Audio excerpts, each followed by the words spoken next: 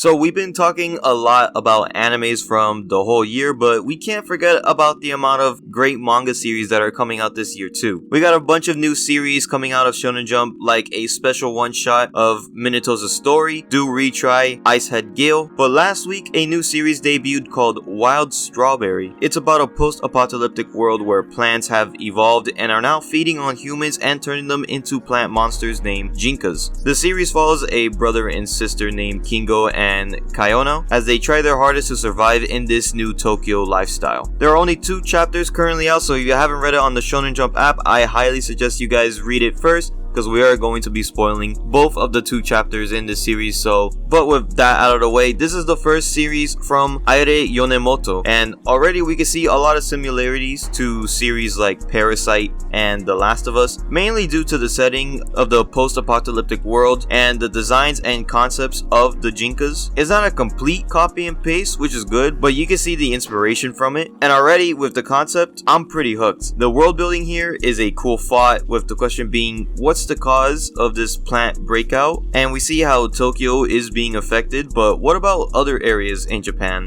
or even the rest of the world? I also like that it's not an abandoned world. There's still a ton of people living like normal, and the government and laws aren't fully abandoned here, even though we do have now a new special force for eliminating Jinkas called the Flower Funeral Unit. Speaking of Jinkas, I really love the concept of them. They're not like zombies, they're pretty similar to the aliens from the Parasite series, where they infect a human and use them as a host, and a small similarity to the zombies from The Last of Us, with the spread of spores and pollen. We see how the infection affects different people, with some taking the forms of their host, rare ones being a special variant that can control their own Jinkas, and others just exploding. They even have that Walking Dead virus where everyone is like infected, but we have a vaccine to hold it off for a bit. It's just a matter of time of when they'll turn, or what they say in the series, bloom. I'd love to see a ton of new variants of Jinkas, or maybe see some more Jinkas like Kayano who can control it. There are only 3 main characters that we meet in these 2 chapters. One seems to be the head scientist of the Flower Funeral Force Unit that wants to help out Kingo. Then we have the 2 main characters, Kingo and Kayano. Already we have a pretty interesting and engaging backstory to them. We know the motivation and goal of Kingo, and we don't really know much about Kayano other than that she's a Jinka and that she's a special variant that can control it. Kingo is most likely going to be the main lead of the series, since Kayano sacrificed herself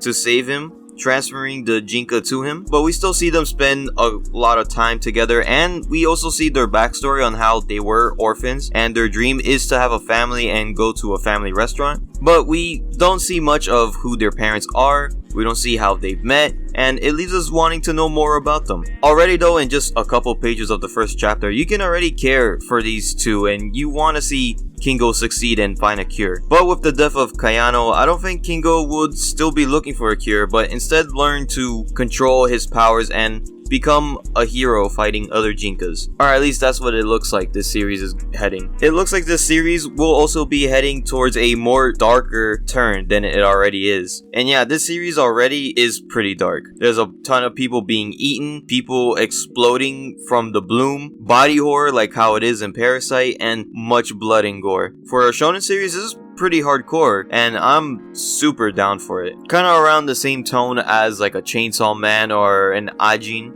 But the main reason this series has gotten so much attention right now is due to the art. The art style is so nice and detailed. There's panels where it's pretty similar to some shonen series out there, but the most important moments are always made with such care. The character designs of every person in this series is all different and unique. The setting and scenery are all super detailed and are all improved by the plants and the grass, like attaching to the sides of buildings and streets. But the most impressive designs, in my opinion, are of the Jinkas, the action sequences, and the color pages. The Jinkas have such a nice looking design, and every variant are all so different. There's so much detail in every transformation and blooming sequence with like the foster parents and Kayano, but my favorite panels have to be the color ones, where not only are they detailed and pretty super colorful, but every panel is like an artwork just ready to be hung up on like a museum. Even the ones where they're like mixed with the black and white background with the leaf of color. Like, I love this kind of art style. I hope they have a ton more color pages and unique designs for Jinkas in later chapters. But overall though, this series has so much potential to being one of the craziest, darkest, and most beautiful series in Shonen Jump. The story and world building, while are pretty similar and take inspiration from other popular medias, it's still really engaging and interesting. I already care about the relationship between the two main characters, Kingo and Kaiono, in only one chapter. The main characters and their goals are a big reason on why this series will succeed, but another huge reason is the art style. This series